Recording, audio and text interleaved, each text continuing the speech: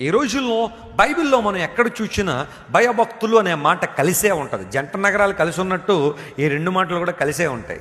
భయము భక్తి రెండు. కొంతమందిలో ఈ రోజుల్లో దేవుడు అంటే భయం ఉంటుంది కానీ భక్తి ఉండదు. కొంతమందికి భక్తి ఉంటుంది కానీ దేవుడు అంటే ఏం లేదు, భయం లేదు. అందును బట్టే ఆదివారం దేవుని మందిరానికి రావడం, మరలా మిగతా రోజులన్నీ ఇష్టానుసారం జీవించడం. ఆదివారం దేవుని మందిరంలో కనబడి వాక్యం వినడం, ఆ మరుసటి రోజులన్నీ కూడా తమ ఇష్టం, తమ స్వచిత్తం, తమ ఇష్టానుసారంగా బ్రతకడం. దేవుడు అంటున్నాడు, నా యందు మీరును మీ యందు నా మాటల్లో నిలిచి ఉంటే మీకు ఏది ఇష్టం అడగండి, అది మీకు ఇస్తాను అని దేవుడు వాగ్దానం చేశాడు. మనం నిలిచి ఉంటాం ఎప్పుడంటే ఆదివారం ఆ 2-3 గంటలు మాత్రమే దేవునిలో ఉంటాం. మిగతా అంతా కూడా లోక సంబంధమైన ప్రభావంతో మనం ప్రభావితం చేయబడతా ఉన్నాం. అందును బట్టే కొన్నిసార్లు దేవుని దర్శనం మనకు కలగట్లేదు. అందును బట్టే దేవుని స్వరానికి లోబడే మనసు మనకు లేదు. ఆ సెన్సిటివిటీని కోల్పో